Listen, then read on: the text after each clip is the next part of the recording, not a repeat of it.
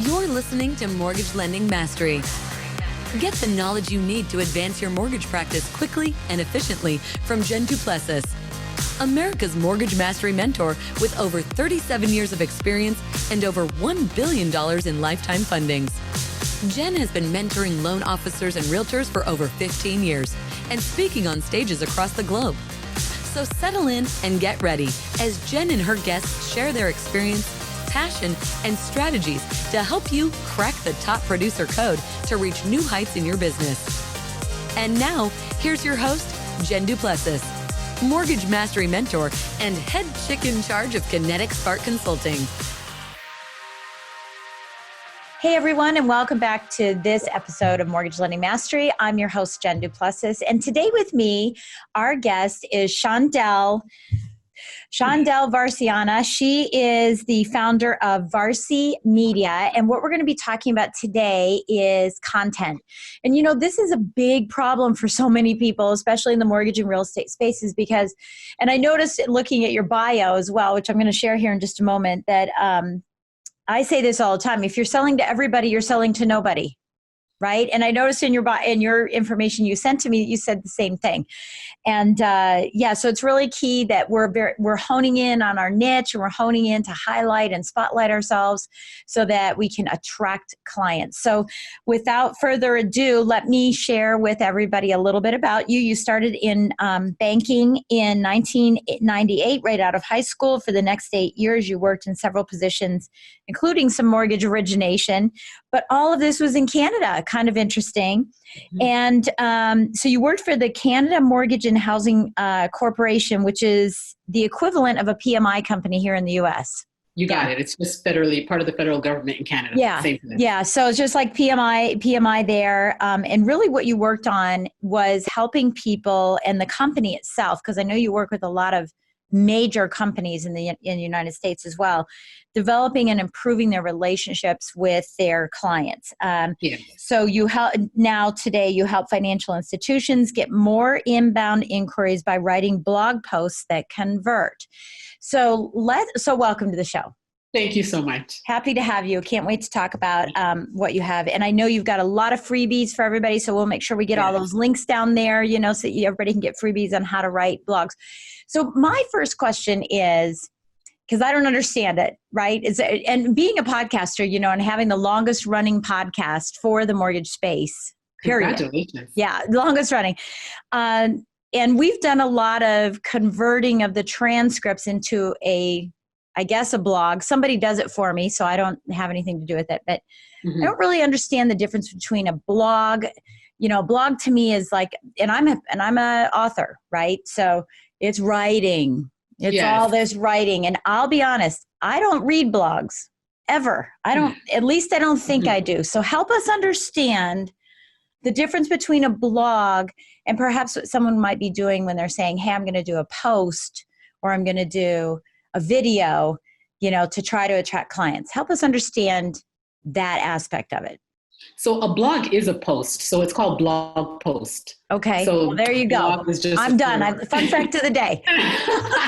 So a blog is just a shorter version of that. Okay. And people will call blogs different things because blogs originally blogs were people's personal diaries that they would put out on the internet. And then it kind of transformed itself once, SEO came about, then it transformed itself, and then businesses started to add blog posts on their websites and so forth. So people call them articles. There's different names for it, but really it is content on your website.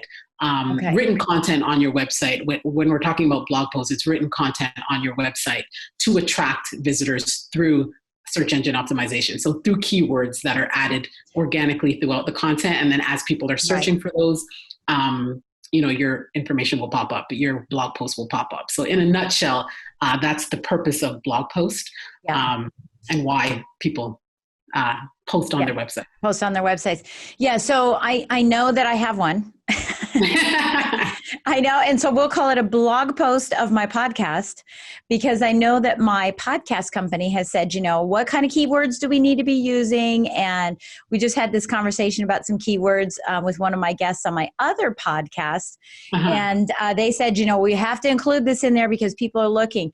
I'm just dumbfounded by the fact that I don't go look for things. I don't feel like I'm looking for a blog post. I probably stumble on them because when I'm looking for some content, I probably stumble upon it, right? And so, it's when you Google. Yeah. Would you agree? Google, like typically people won't look for a blog post, but they'll Google, something. What are interest rates in Atlanta, Georgia, right? Yeah. So if you write a post about interest rates in Atlanta, Georgia, and you're doing search engine optimization as well, then hopefully your blog post will end up on the first page of Google. So most people don't actually go to a website firsthand. They usually Google it or go on Bing. Right. That's what I was going to say. Okay. Yeah, that's what I was going to say. Cause I know I've obviously stumbled across tons of articles that I've used, recently. I was looking for some stats on, workplace, just what jobs have the highest risk of death, which sounds terrible, but I found that real estate and mortgage loan officers, of the 10 top workplace environments that create death, we have 3: working long hours, not being in control of our results, and desk jockeying, sitting on the desk all day, right? So 3 out of the 10 that are going to cause that. So blogs are great because you learn from them. So what is the purpose of most blogs? Maybe you can share some facts with us, some statistics with us on blogs. Are they mostly for entertainment? Are they for learning? Are they only for exposure and attracting clients? What are some of the reasons that someone would do a blog?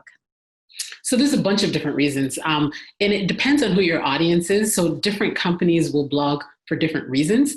For the most part, financial institutions are putting content out because they want to inform, they want to educate their target customer, as well as their current audience, their current customers. So I always say it's best to put out content that is answering a question or solving a problem. So you want to know your audience extremely well and know what questions they have, because the answers, you providing them the answers, is what's providing value to them. So when so keywords are really questions that people are typing into Google. So that's really what keywords are in a nutshell. You just want to find out what the most commonly searched keywords are and then organically add that in your content. There is more to it. The content writing is one component of search engine optimization. So there's more that's involved. Content writing is one component of that, and that's how the keywords fall into place. So you'll search something on Google. Typically you're searching a question, you have a question and you're searching for it on Google and you're looking for the answer. So, and you're not going to go to the 15th page of Google to find that answer. Right. You're going to probably or the second. The first three. Exactly. Or the second. Or the bottom of the first page. Right. You're going to click the first few, because our time is limited. And usually people, and that's the other reason why you've got to attract people with your headline, because it's very rare that someone's going to say, okay, you know what, I'm going to schedule 30 minutes in my day just to read stuff on the internet. No, it's usually they are, in a drive-thru at a restaurant, or you can be somewhere and you're waiting for someone to come, or you may just have 5 minutes. Now our kids aren't in school, but I mean, I would read things while I'm picking up, before I pick up my kids, if I'm waiting for them to come out. So there's a short time frame that you have to capture people's attention. And this is how social media also ties into this as well, because when you write blog posts, you'll take excerpts from the blog post and add those to social media so that people will click back to your website. And then as you provide more value to your target audience, then you want them to subscribe to your content so that every time you publish new content, they'll get an email. So they don't have to go searching for you anymore. So that's the whole purpose of content, is to provide consistent value over a period of time to your target audience so that they will eventually give you their contact information, their email, so that every time you publish content, now you're getting in front of them more. And you're growing your database, and that increases opportunities for revenue. So, so I have some questions about that too. So, one of the things that I've had to learn as a speaker, not from my mortgage days, and I wish I had known that, but as a speaker, is that the problems that people have and the verbiage that they use, regardless of whether you feel like you're an expert or not, right? And so I thought, well, hey, for 35 years, I was in the mortgage space. I know what the problems are of loan officers, right? Because I've been one. I know the problems. But the words I use are quite different than the words they use. Right? I may have a more sophisticated way. I may have a more dumbed down way than what the words they use. And I think, the words, and I have proof of this, because if I'm typing a question and I'm not getting an answer, and I have to go to the third and fourth page, that means they're not using my terminology. Yes. So what are some of the suggestions that you have for people to identify the problems in the words that the clients have, not the problems in the words that we think we need to deliver, especially with financial institutions, right? Like 10 mistakes homeowners make before applying for a loan is not the same as, should I pay off my collection before I talk to you? Yeah. Right? Yeah. I mean, those are things that consumers are saying. Yes. So the verbiage comes from knowing your customers. It comes from having relationships with your customer or having relationships with your target audience. Forums are really great to build relationships with customers because, if there's a mortgage forum and you as a marketer in a bank or a credit union or wherever wants to get to know a specific demographic, then join those forums, find out what people are asking, find out how they're communicating so that you can communicate with them in the exact same way. Then what you'll want to do, and social media is also great for that as well, because you can find out what people are asking, what people like. So it really comes down to building relationships with whoever it is you want to target, as well as your current database, and then matching what they are talking about with commonly searched keywords and write about that. Then you're mirroring the two. Now you understand your customer, you know what they're searching for on Google. Now you can create answers to those questions that they have, and you're being strategic because you're including keywords that they are searching for. Right. And then it's not just about the keywords though, because like you were saying, the verbiage needs to be there as well. That can only come from knowing your customer. It's like if I don't know you, I won't really know what kind of verbiage you use because I don't talk to you. But if I'm talking to you on a regular basis, or if I'm in front of you all the time, or if I'm getting to know you, then we can create some type of relationship. And now I know, okay, you know what, Jen likes this. This is how she says this. So I'm going to communicate with Jen in this way. Yeah. So my message resonates with her. Yeah, I love that. And I do think that that's really important. One of the things that I hear from loan officers all the time is, I don't have any content. It's content that stops me. I want to put stuff out there, but I don't know what to say. I don't know what the content is. And I have obviously some suggestions for them, but we'd like to hear what your expertise is. If I'm a realtor and I'm a loan officer, not a company, I'm just a regular realtor or loan officer, and I'm struggling with content, what are some suggestions that you have for us? You always have content if you're speaking with your target audience, always, because you will know what they want. So it doesn't start with content. It starts with the relationships. It really starts with getting in front of your target audience, wherever they are. If they are on LinkedIn, connect with them on LinkedIn. Follow them, see what they're writing about, see what they're interested in, and find some common ground. The content always comes from relationships. It's not, even us as the company, the majority of our content comes from me talking to financial institutions. That's really what it comes. It doesn't come from, me sitting down and thinking about what we should write about. It comes from having conversations with our target audience and with our current customers and following trends and seeing what is happening in the industry, what is happening in the market, how could I provide value in that way? So so that's where people get stumped, is they're thinking about what do my customers want to know? Just ask them, or just get in front of them, just find them and see what they're writing about. Go on forums and see what people are asking about. That is your bread and butter. That is where the content will come from. It's not rocket science. You don't have to be thinking, because if you sit down and think about the content, it's probably not going to resonate with your target audience, because what you're thinking about and what they want may be two completely different things. You just have it really comes down to relationships. Yeah. Okay. So I have some follow-up questions to that. One is that you were talking about, talk to them, find out what questions they have, create a relationship with them, follow them, see what they like. What is the better process for this? Is it because what I usually tell my clients, that I coach are, when a client asks you a question, that's content. When they ask you a question, for the example, the one I just said is, should I pay off my collection before I come and talk to a lender? Right? Yeah.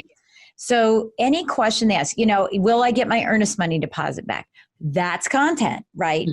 So I think those questions and the exact way that they ask, not earnest money, EMD, our language.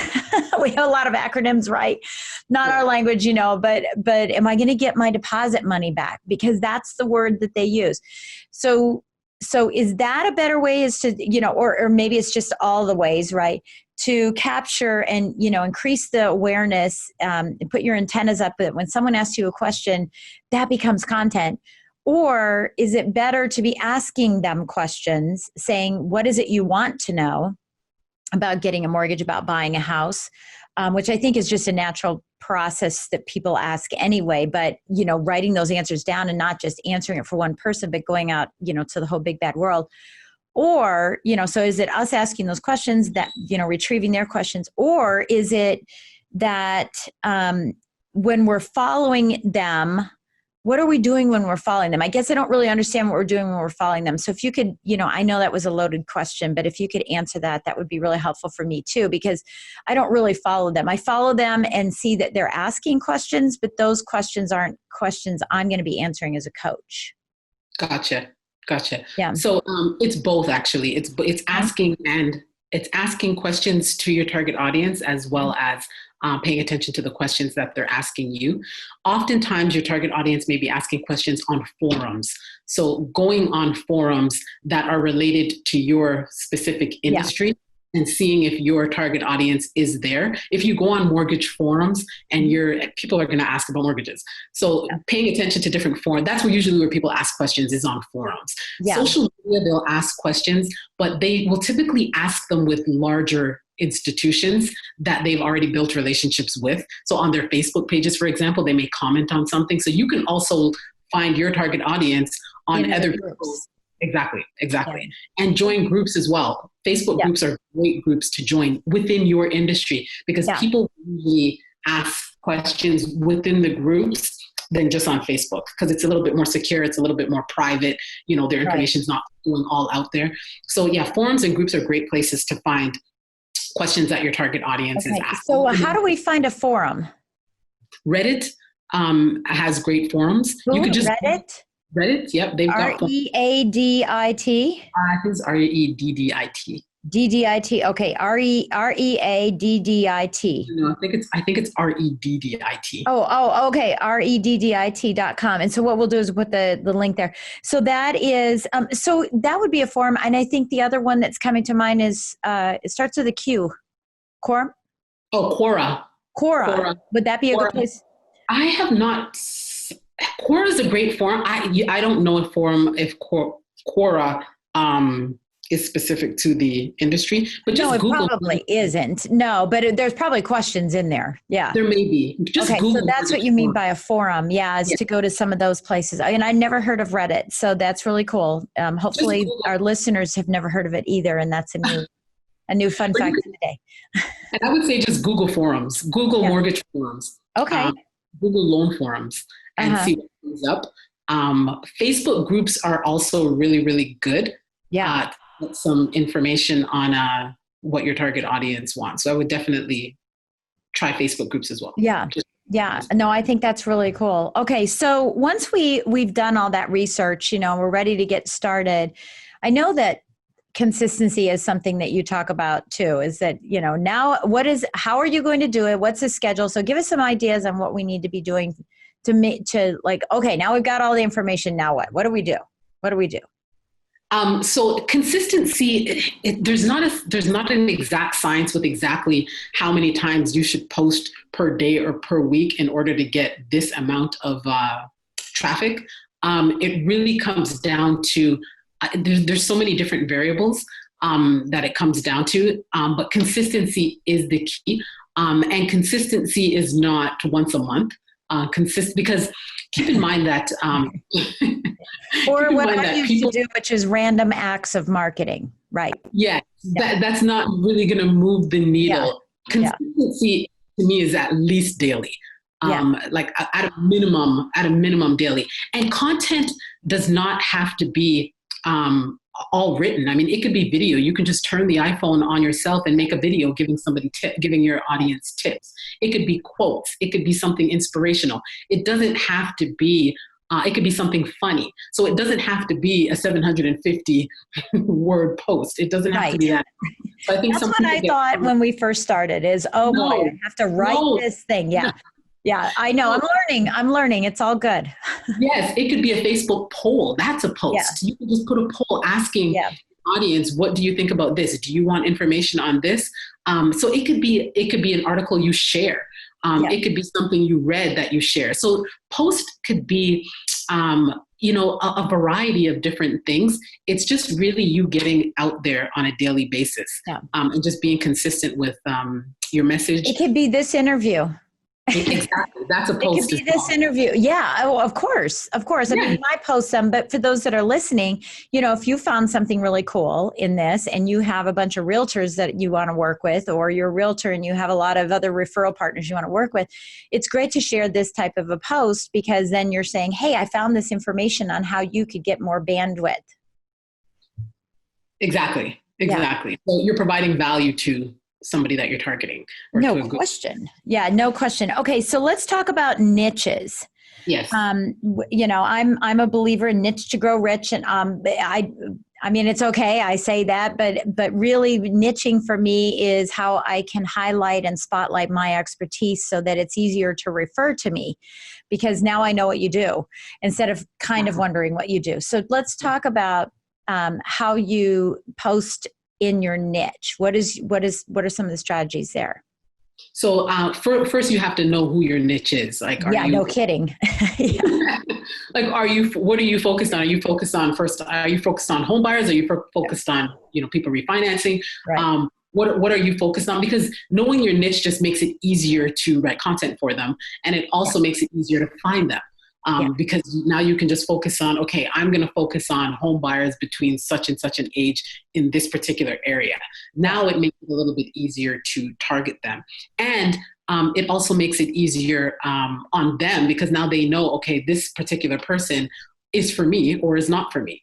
So that's the reason why having a particular niche is great. Now, a lot of the clients we work with don't have niches because they work with a variety of different people. So what I say is you can still have a niche, but you may just have different kinds of niches. Yeah. So you can have 10 different niches. The point is creating content for one niche at a time. So not speaking to 5 different segments of people within one piece of content. Yeah. That's the purpose. Yeah. So you can speak to different people, but categorize it into the different pieces of content that you're putting out there. Yeah, I have a comment on that. I see a lot of realtors posting, if you know anybody who's buying or selling, please give me a call. Please post. Please write a note. I would love an introduction. Well, I don't know anybody. If you know is probably one of the worst ways to start things, rather than who do you know, right? So that brings me to, what is the best way to start a post, right? If you're doing a post to grab attention for your niche. Is it a question? Is it attention first-time home buyers? Or is it, are you a first-time home buyer who's under 21 and lives in Seattle, so that you can iron it down, who lives in Seattle and has a really good credit score and has enough money down and is looking, do you go that far? What is the best way to grab attention with a post in your niche? I would say all of those could be good depending on who your audience is. It really comes down to how does your audience relate to, because not everyone's going to relate to, attention. I wouldn't relate to that. Right, so it really it really comes down to knowing your audience. The best way to grab their attention is to answer their questions. And the headline, the answer to their, or I would say what you're going to be talking about needs to be apparent in the title so that they will click on it. So it's right? like Jeopardy, right? You're answering the question. Yes. You've got to be able to answer their question in the headline. Right. Right. Obviously, you're not going to be able to answer the entire question, but there needs to be the keyword in the headline of what you're going to be talking about so that they will click on it. So those examples that you gave can all work depending on who your audience is. There's not one specific answer because it really comes down to what will resonate with your audience. What current stuff are they reading? Check out those headlines. So that's really, I know it's hard because a lot of people want a specific answer, 10 quick ways that you could buy a home. People like list posts as well, but it really comes down to your audience. Is your audience going to resonate with that? The other thing too is as you're putting out content, you should be paying attention to how many people are reading it, because that will help, and how are people engaging with it, because that will help you to determine if the content that you're putting out is working. Because what's working, you'll want to keep on doing that. If it's not working, then you can switch things up a bit. So it's not I'll put out one piece today, and if it doesn't work, then maybe I won't put out any anymore. You've got to keep looking at the numbers. You've got to test different headlines, test different things to see what they work. The examples that you gave, you can test them, because two may work and one may not work, or all of them will work, or maybe none of them will work. So you've got to constantly be testing the content that you're putting out there to see if it's resonating with your customers. Look at the numbers, look at the stats to see what's happening with it. Because if nothing's happening with it over a period of time, you should change it. If you see some traction, then you want to keep going in that particular direction. Okay. So I'm going to ask you, I have two more questions for you. So, when you post something, like someone will say to me, I'll say, I don't know. Like we were on our boat this weekend, right? We were all floating in the water, and they go, "Did you see that video that your daughter did?" And I'm like, "No, I didn't. I didn't see the video that my own daughter did," because I don't get notifications of everybody's post, right? And I'm following everybody, but I just don't get it, or it's probably buried down in there. So when someone does a post and they don't get a lot of response, I mean, what is the likelihood that it's not the content, it's not the subject line or the attention grabber? It's just that people just didn't see it because it's just kind of buried down there. I mean, there's a lot of times my son will post things of my grandkids and I don't see it. I just don't see it. It doesn't come up. Yeah. It's not, hey, Kirk posted something. So how do you weigh that and say, well, who's seen it and who hasn't, without going in and tagging your whole world, right? I'm going to force you to see this. So help me out with that, because I don't really understand that. If I post something and I don't get a lot of responses, it may be that it's a good post. It's just they didn't see it. So how do we weigh that? So social media posts and blog posts are two completely different things. So with blog posts, you can look at the Google Analytics to see how many people got on the page, how long they stayed on the page, did they do any click-throughs, things like that. Right. You can track it that way. When it comes to social media posts, you can only really get detailed analytics if you're running Facebook ads. That will give you analytics. Or if you're doing some type of advertising on social media, then you can get real more the engagement. Okay, good. So I'm glad I asked that. I'm totally glad I asked that question. Because I think that's super important. And I already forgot the other question, so I should have written it down, but I didn't. Yeah, there's one more thing I'll mention too is, like, if you post on LinkedIn, LinkedIn will tell you how many views something gets, but social media engagement doesn't always convert to customers, right? With social media, you've got to, the focus, if you're going to focus on social media, I would definitely pay attention to where your audience, because not all, your audience may not be on, LinkedIn, Twitter, and Facebook. They may be just one. If your audience, and for the most part, your audience may be on Facebook. If you're doing mortgages, if you're a loan officer, your Facebook would probably be a great place to continuously post.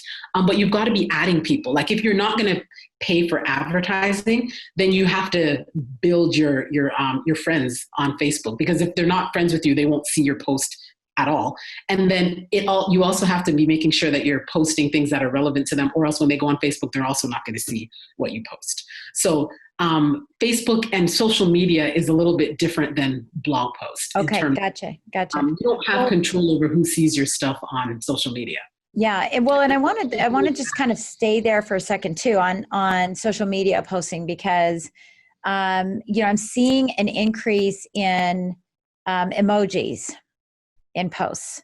So what's your thought? I know, and so like fire and thumbs up and check this out and exclamation points and all kinds of stuff, and I do it from a personal social thing, like, excited to go on the boat, and I'll put a sunshine in a boat, right? But on the business side of it, how is that affecting the visibility, and how is that grabbing people's attention? And for those that are listening, is this something we need to be really considering adding to our posts? So I don't have stats on the difference between posting with emojis and not posting with emojis. I do not have stats on that, so I wouldn't really be able to give you a concrete answer on that. But what I do know is that it's really scrolling purposes. As people are scrolling, a picture of a fire will pop out at them versus if there's no emojis at all. It's just words. Yeah. Yeah. So, and the reason why I do it, it's really a personal preference. I know people that swear by not doing it, like do not put emojis. Right. The reason why I do it is because I'm very expressive. So the emojis just help me to express myself a little bit more, and it brings life more to what I'm talking about. So that's the reason why I do it. If it's not you, then it's just not you. Always be true to who you are at the end of the day, especially when it comes to social media. Authenticity is what will with your customers. So if it's not you, just don't do it. Like, don't do it just because, especially if it's just not you. I'm very expressive. That's the reason why but in terms of stats, I don't know. I was just curious because I'm seeing more of it, and it's actually catching my eye. That's why I'm asking this question, because as I'm scrolling through, I'm stopping. Yeah. I'm stopping for both the emojis, and I'm stopping for video. Or I'm scrolling through because I'm sick of seeing advertisements about videos, ad videos. I don't mind story videos. I just can't stand the ads, but thank you for sharing that. And I mean, it's okay. I just wanted to know, what are some of the things that we could be doing, and it's important, for this podcast that people are, engaged with this type of conversation, that they understand that, social media is here to stay, like it or not. You have to get involved. You can't be so laissez-faire with it. The great Les Brown says, if you're casual about your business will become a casualty. I don't want anyone's business to be a casualty. I want them to be, very, very engaged with their business so that there's actionable items. So if we, and I know that one of your freebies is, the ultimate blog content checklist, right? People like checklists. Right? And I think that's really good. But tell us a little bit about what's in that so that people can click on that link in the show notes and go grab the content. Yeah, so it just covers things that you should be paying attention to when it comes to writing content. So really knowing your audience, answering their questions. Is it formatted correctly? So having short sentences, short paragraphs, enough space, adding some graphics in there so that when people are scrolling, it's not a long read. Like when you open a book, it's there's different sections to it because some people won't read the 750 words that you may have written. They may just go to a specific area that is for them. So having subheadings is really important as well. So it's just a checklist of things that you should add to make it easier. So when someone clicks on your information, that they're actually going to read it. Excellent. That's wonderful. Okay. What is the best way to get in touch with you? I'm on LinkedIn daily. So Shondell Varciana is my handle on LinkedIn. You can go on my website, varcimedia.com/contact. I could be contacted there as well. But LinkedIn, I'm on LinkedIn all the time. Okay, sounds good. Yeah, and I just connected with you today, so please be sure to connect back so that we can share this podcast. I sure will. Yeah, I usually do it like the day that we're, going to be interviewing so that we have your information. That sounds great. And again, thank you so much for the freebies. And I know we only talked about one, but you gave a couple of them. So we'll make sure that we have all those in there as well. So any parting thoughts that you want to give to anyone who's about ready to say, okay, you know what? I'm going to take action. I know a little bit more. Jen asked some great questions because she didn't understand it either. I'm ready to get going. And any parting thoughts that you'd like to share with people that are starting to do this? Yes, focus on relationships because that's where it starts. That's where it will continue, and especially as loan officers, you want to know where someone is starting today, and later on, are they going to be refinancing? Are they going to be selling and buying another home? So you want to follow their journey, and that only comes from having genuine relationships with people and so knowing you're them. Saying to stalk people. That's basically what you're saying. Are we all stalking people on social media? Take one person and stalk them all the way. Yeah, stalk them from graduation of college all the way to home ownership and refinancing and buying more homes and having grandkids and their kids needing homes. Yeah, stalk them for years. Well, it's so true though. And I'll do this quick. I'll just give you like a 10-second story. But we moved to Atlanta 6 years ago, and our real estate agent that we met, I met her actually when I was still in Canada, and she helped us buy our first home when we first moved here. And we're still friends to this day. And we just moved into the home that we're in now last year and used the exact same agent. We've gone to the house for Christmas. She calls and follows up. I had 2 kids in the 6 years that we've been here. She knows their names. So it's about the relationships. And I'm not saying you gotta, we don't talk every single day, but she will continuously get business from me simply because of the relationship that we have. Like I wouldn't dare go to another agent because I would feel like, what about Chevis? Like I just feel we have such a great relationship that I wouldn't even think of going to someone else. Right. So that's where everybody wants to be. You want to create that loyalty, that people stay with you, and that's part of what I call, the infinity of business. I think that we tend to really focus on, I need leads and, something closed, the business closed, whatever our business is, I sold them some shoes and that's it. We don't think about the infinity piece of it is just making it happen over and over and over again. And that's that loyalty that, happens with the relationship before, during, and after. Yes. And the connections. So I've been friends to her now. So of course. It's also the connections that I have because of how she has made me feel and how she has treated me. Yeah. So the relationship is the number one. The leads will come once you have the relationship. Yeah. And I think it's a really good point because as we were ending this interview, I'm thinking, okay, so I have my content and I'm going to put some emojis in. I'm going to think about my whatever, but it really gets back to start with the relationship. Don't go crazy. Don't go take action and say, okay, now I'm ready to post because I know what to say and how to say it, but you don't really know that until you do a little bit of research. So I would say slow down to speed up. Don't speed up to slow down. Yes, definitely. Definitely. Awesome. Well, it's been a pleasure, Shondell. Thank you so much for spending time with us here today. We really, really appreciate it. And I know that there's a lot of loan officers and realtors on this call that their companies could use your help as well. So please keep that in mind for our listeners here is that if you like what you've heard, that Shondell works with the institution as well as the individual. So get your company involved. If you don't like the way their website looks and they're not representing you well, then get your company involved and let her come in and help your company, which will in turn help you. So again, thank you so much, Shondell, for joining us today. It's been an absolute pleasure having you as a guest. Thank you so much for having me. I really appreciate it. Of course. Of course. Okay. So that's it for this episode of Mortgage Lending Mastery. Don't forget, be part of our community. Go to mortgagelendingmastery.com and find out what it's like to be part of our community. Join our community so you can get additional information from all of our podcasts. Also get some tips from me on a weekly basis. And hopefully, one day we'll be working together as well. So thank you again for listening. And by the way, don't forget to write us a review and give us a great rating. We want to continue to grow. We'll talk to you soon. Thanks for listening to Mortgage Lending Mastery. Be sure to subscribe to hear more sales tips, ideas, strategies, and tactics to help you with your personal and professional growth to multiply your results in record time. And if you like what we're doing, don't forget to give us a rating and review so we can continue to bring you the best content possible. Wanting more beyond the podcast? Join our Mortgage Lending Mastery membership community, where you will find extended interviews with our favorite guests, weekly training, tips, and insider secrets, fireside chats with Jen, free content, meet, share, and collaborate with other members, and so much more. Click the link in the show notes to learn more about this exclusive content. Mortgage Lending Mastery is an Industry Syndicate charter podcast. Industry Syndicate is the first podcast network specifically for the mortgage and real estate industries. Get the Industry Syndicate app in the App Store or Google Play today.